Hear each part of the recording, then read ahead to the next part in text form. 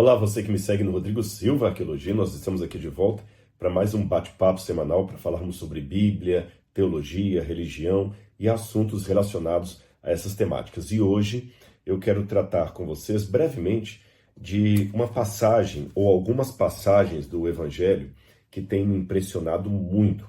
Mas antes de entrar no assunto, eu convido você que não é inscrito no canal a se inscrever. Se gostar do conteúdo, deixe o seu like, partilhe com outras pessoas e seja meu aluno também no curso A Bíblia Comentada com Rodrigo Silva, que na verdade agora não é apenas um curso, mas uma plataforma com muito conteúdo bíblico, histórico e profissional também para você, porque nós chamamos pessoas especializadas em diferentes áreas para falar, por exemplo, sobre finanças e educação de filhos. Tem muita coisa, a plataforma A Bíblia Comentada está só aumentando. O que está faltando é apenas a sua presença.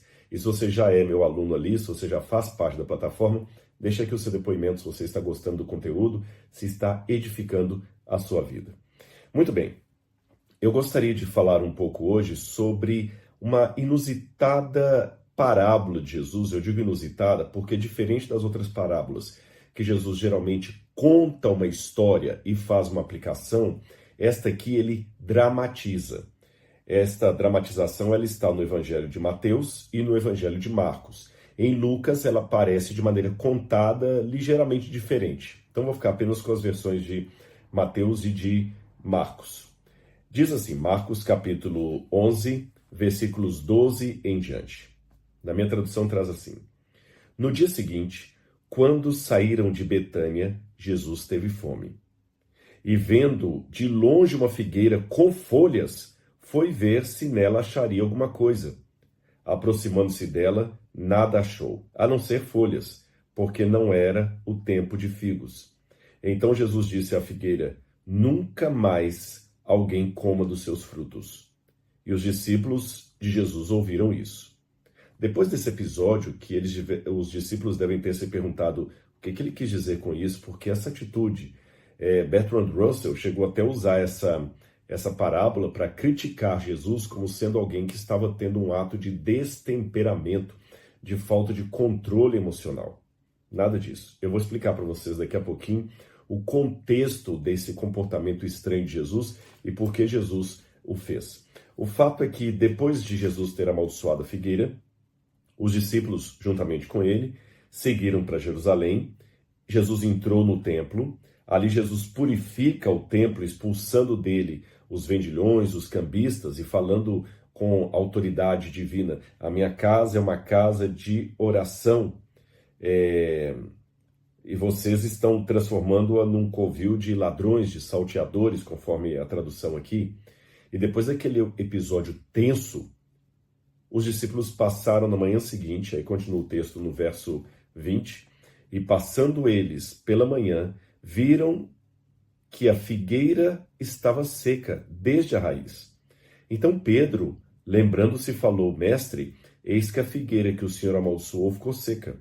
Ao que Jesus lhes disse: Tenham fé em Deus, porque em verdade lhes digo, se alguém disser a este monte: Levante-se e jogue-se ao mar, e não duvidar no seu coração, mas crer que se fará o que ele diz, assim será com ele.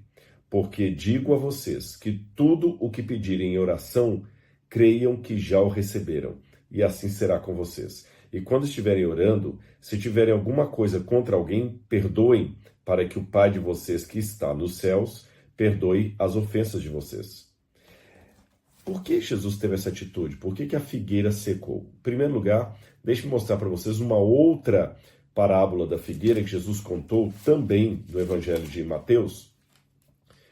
Mateus e Marcos falam. Eu vou ler na versão de Marcos.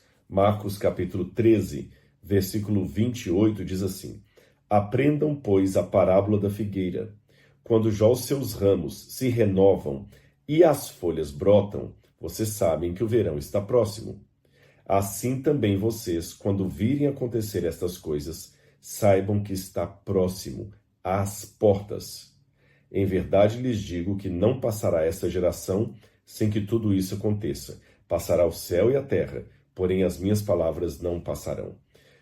Do que Jesus estava falando aqui? Os comentaristas entendem que Jesus estava já aqui exercendo um juízo contra a cidade de Jerusalém. Ele já estava aqui, de certa forma, anunciando para os discípulos a futura destruição da cidade de Jerusalém. Tanto é que no Evangelho de Mateus, essa parábola está no capítulo 24, onde Jesus fala exatamente sobre o sermão escatológico no Monte das Oliveiras, onde ele fala de Jerusalém cercada por exércitos romanos e o templo destruído.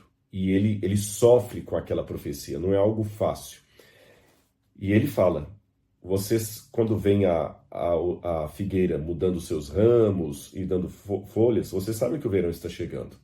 Então, quando vocês virem também os sinais dos tempos, saibam que o juízo está chegando. Por que Jesus usou uma figueira como figura de linguagem? Quando a gente vai em diversas passagens do Antigo Testamento, a figueira sempre era símbolo do povo de Israel. Eu vou ler apenas uma passagem para vocês. Eu vou ler Oséias, capítulo 9, versículo 10. Oséias, capítulo 9, versículo 10. Diz assim: Encontrei Israel como uvas no deserto. Vi o país de vocês como as primícias da figueira nova, ou seja, os primeiros frutos que a figueira nova dá. Aqui no Museu de Arqueologia nós temos algumas figueiras e elas já deram fruto. E é bonitinho que o fruto dá pequenininho assim, então a figueira já era também um símbolo do povo de Israel. E não somente isso, tem uma tradição rabínica curiosa que acredita que a figueira seria a árvore do fruto proibido no Jardim do Éden. E você pode me perguntar, e de onde que eles tiraram isso, Rodrigo? Que a figueira seria a árvore do fruto proibido, a árvore do conhecimento do bem e do mal. É que quando você vai a Gênesis, eu não estou necessariamente subscrevendo essa teoria, só estou dizendo para vocês que ela existe. Quando você vai para Gênesis, capítulo 3, que fala da queda de Adão e Eva, quando eles caíram em pecado e tudo mais, aí diz assim, Gênesis capítulo 3, versículo 7.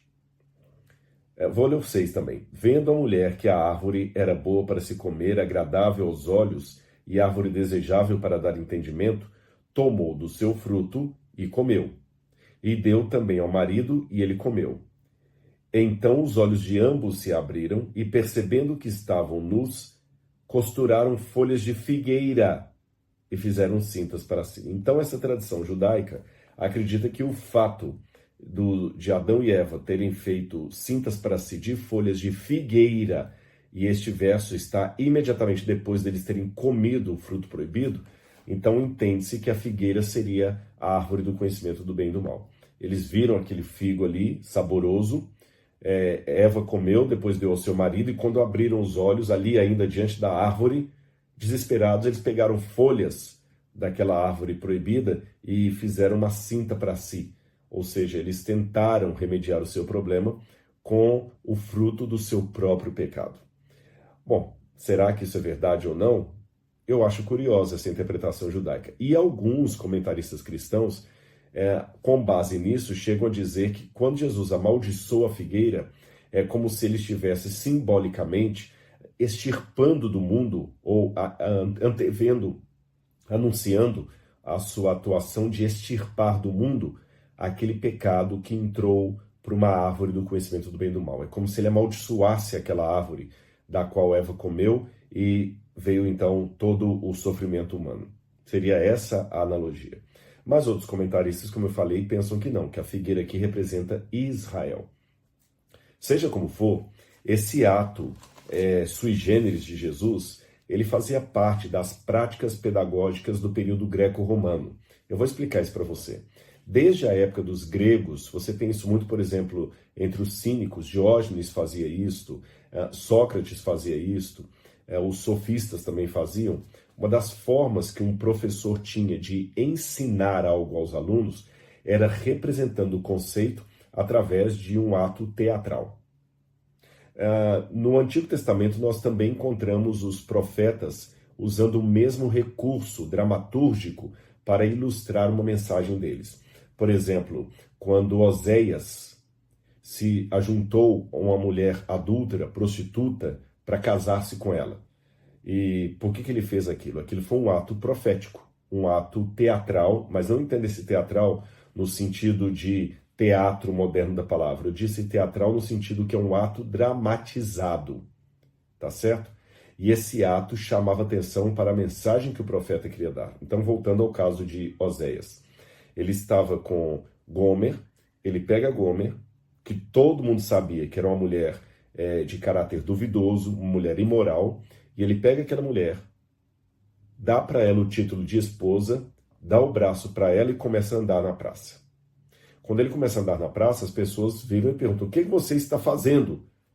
Essa mulher é impura, ela não merece ser tratada como esposa.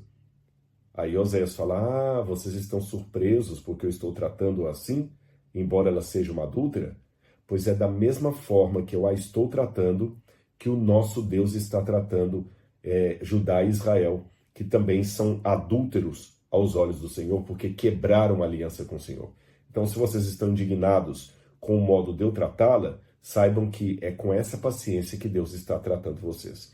Então, esse ato profético, bem como as dramaturgias que os filósofos gregos faziam, tinha um objetivo de acentuar a temática de uma mensagem. E o ato poderia, por seu caráter inusitado, ele podia provocar no auditório duas reações. Letra A. Ou ele seria estranho demais, a ponto deles perguntarem o que ele quer dizer com aquilo, ou se indignarem, como no caso do exemplo que eu dei de Oséias, que as pessoas perguntaram: por que você está fazendo isso? Ou, letra B, ele seria tão óbvio que nem precisaria explicação. Imagine, por exemplo, que eu tenho um grande amigo e ele trai a minha amizade. Então, em público, todo mundo sabendo que ele me traiu, eu simplesmente pego uma camisa que ele me deu de presente, visto a camisa e rasgo a camisa na frente de todo mundo. Não preciso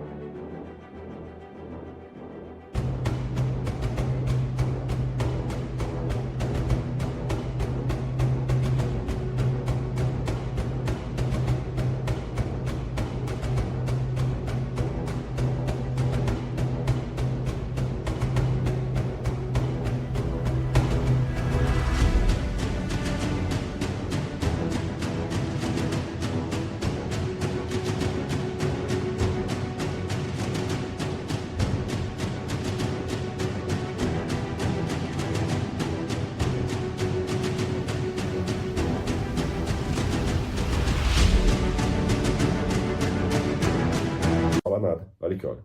A nossa amizade se foi. Se eu rasgar aqui a manga.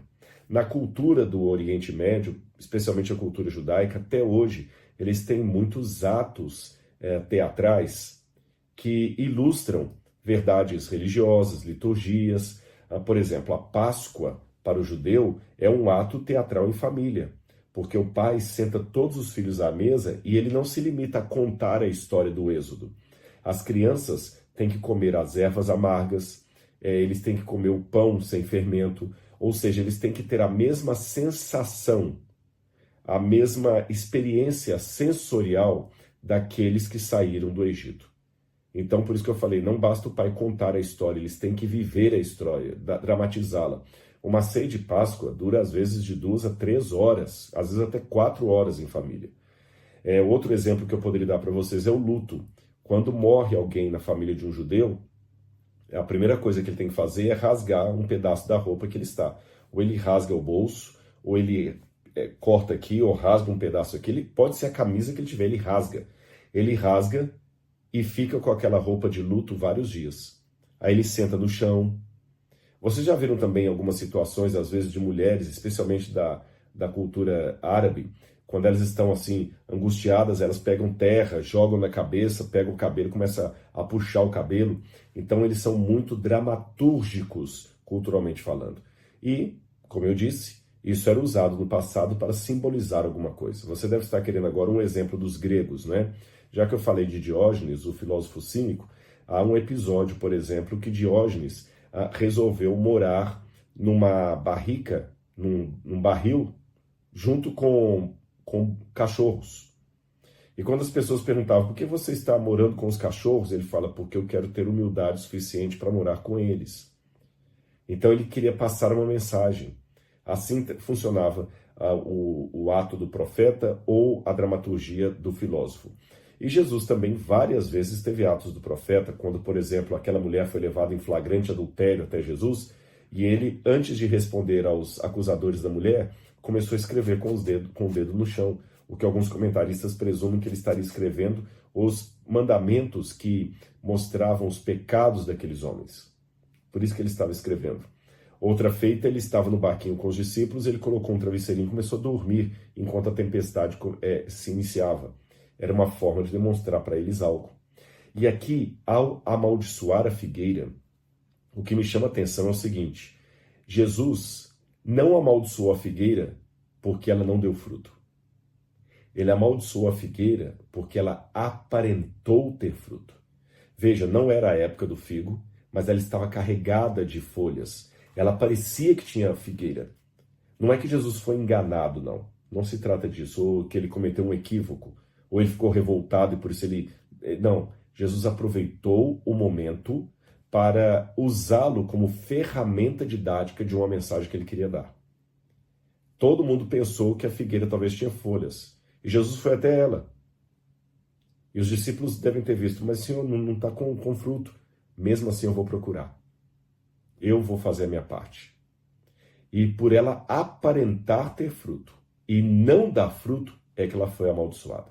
Porque se ela não aparentasse dar fruto, Jesus nem iria verificá-la. Com esse ato, Jesus estava representando para os discípulos, explicando o ato de Deus de vir buscar fruto em nós, ainda que nós não estejamos bem com Ele. Ou seja, ninguém vai se perder porque houve algo que Deus deveria ter feito e não fez. Essa é a lição. Todo mundo que vai se salvar ou que vai se perder vão para ambos os caminhos com a consciência que Deus fez tudo o que poderia ser feito para a minha salvação. Se eu não fui salvo, não foi porque Deus deixou de fazer alguma coisa. Se eu não mostrava fruto, não é porque Jesus deixou de vir encontrar fruto em mim. Ele veio. E essa ideia de aparentar dar fruto e não dar fruto me lembra uma classe de crentes muito audaciosa, que tem um comportamento até arrogante diante da volta de Jesus. Eu vou explicar para você. Olha aqui, quando a gente vai no Evangelho de Mateus, por exemplo, capítulo 24, que descreve a volta de Jesus, Mateus capítulo 24, eu vou ler esse texto aqui para vocês. Mateus capítulo 24, Mateus capítulo 24, versículo 30. Então aparecerá no céu o sinal do Filho do Homem. Todos os povos da terra se lamentarão e verão o Filho do Homem vindo sobre as nuvens com poder e grande glória. Todos os povos da terra se lamentarão. Quando a gente vai para Apocalipse, que também fala da volta de Jesus, aqui no capítulo 6, versículo 14 em diante, diz assim: E o céu recolheu-se como um pergaminho quando se enrola. Então todos os montes e as ilhas foram movidos do seu lugar. Os reis da terra, os grandes, os comandantes, os ricos, os poderosos, e todo escravo e todo livre, se esconderam nas cavernas e nos penhascos dos montes, e disseram aos montes e rochedos: Caiam sobre nós, e nos escondam da face daquele que está assentado no trono e da ira do Cordeiro. Porque chegou o dia da ira deles, e quem poderá suster-se? No próprio livro do Apocalipse também, no capítulo 1, quando fala também da volta de Jesus, verso 7, diz assim: Eis que ele vem com as nuvens e todo olho verá, até mesmo aqueles que o traspassaram, e todas as tribos da terra se lamentarão por causa dele. Essa palavra se lamentarão aqui no grego é a palavra kopto, significa que eles se cortarão de angústia.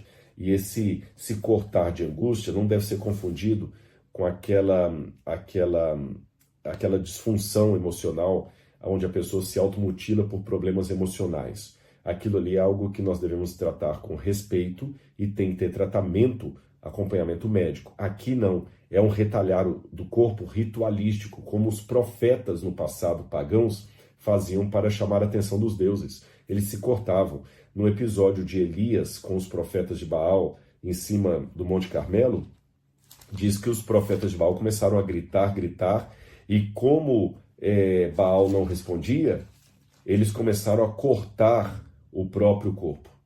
Começaram a se cortar em desespero. Então a Bíblia me mostra uma classe de pessoas que, eu diria até, se me permitem, são os pecadores mais honestos. Eles sabem que estão perdidos. Eles sabem que não valorizaram a graça, o chamado. Eles têm a consciência do estado deles. Por isso que eles se desesperam e pedem aos montes que caiam sobre eles. Agora, há uma outra classe petulante que não tem essa reação. Ela está aqui em Marcos, capítulo 7, versículo 22 em diante, onde diz assim, quer ver? Marcos 7, 22 em diante. Deixa-me achar aqui o texto. Não, perdão, é Mateus 7. É Mateus 7, 22, não é Marcos. Mateus 7, versículo 22. Está aqui, olha. Vou ler do 21 em diante. Nem todo que me diz, Senhor, Senhor, entrará no reino dos céus, mas aquele que faz a vontade do meu Pai que está no céu. Muitos naquele dia, isso me impressiona, muitos naquele dia vão me dizer, Senhor, Senhor, nós não profetizamos em seu nome, e em seu nome não expulsamos demônios, e em seu nome não fizemos muitos milagres? Olha bem, são pessoas que, enquanto o ímpio, assumido, consciente, está pedindo aos montes que caia sobre ele, enquanto os outros estão se cortando e se lamentando ao virem o Filho do Homem voltando nas nuvens, esse grupo aqui, que são muitos, vão protestar. Espera aí, Senhor. Então não me expulsei demônio, eu fiz curas, fiz milagres. Então eu lhes direi claramente, eu nunca conheci vocês. Afastem-se de mim, vocês que praticam a iniquidade. É a figueira que aparenta ter fruto, mas não tem de fato. Não tem o fruto do Espírito. Tem folha, talvez até uma flor, mas o fruto mesmo não tem. Ela engana. Ela aparenta ter fruto, mas não tem. Meus queridos, eu fico sempre, ao ler esses textos, pensando em primeiro lugar em mim mesmo. Eu prego o Evangelho, eu leio a Bíblia, eu ensino a Bíblia, eu vivo do Evangelho, mas eu peço a Deus que, por favor, que eu não faça isso de maneira hipócrita. Que o meu próprio ser, que as minhas fragilidades, que a minha pecaminosidade não sejam algo que vá trazer opróbrio à causa de Deus, ou me tornar parte desse grupo que acha que está tudo bem, que está salvo, quando não está. E isto que eu aplico à minha vida, eu sugiro você aplicar à sua também. Não brinquemos com a nossa salvação. Não pensemos que pelo fato de termos o nome no livro de uma igreja, ou sermos crentes, nós estamos melhores do que os outros. Porque o próprio Jesus também falou para os arrogantes religiosos de sua época que prostituem.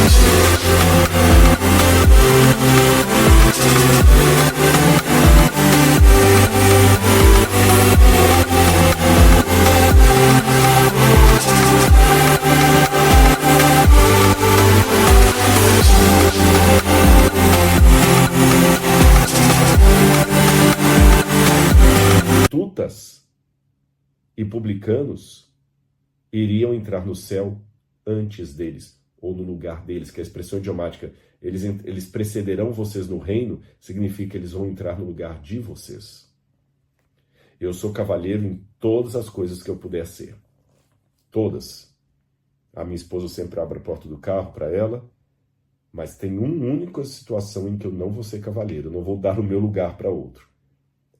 É o meu lugar no reino do céu. Como disse Paulo, a coroa da justiça, a qual o Senhor, reto juiz, dará a mim e não a outro.